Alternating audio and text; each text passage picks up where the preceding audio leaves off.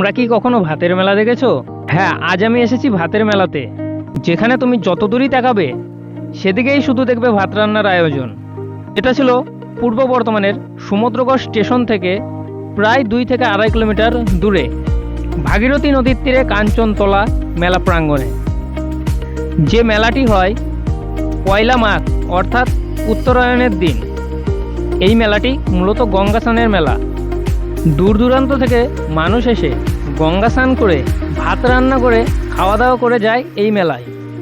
তাই এই মেলার নাম অনেকে বলে ভাতের মেলা। মেলাতে তোমরা মাটির হাঁড়ি কড়াই থেকে শুরু করে মাছ, মাংস, সবজি সব কিছুই পেয়ে যাবেন। জাস্ট ভিড়টা দেখো একবার।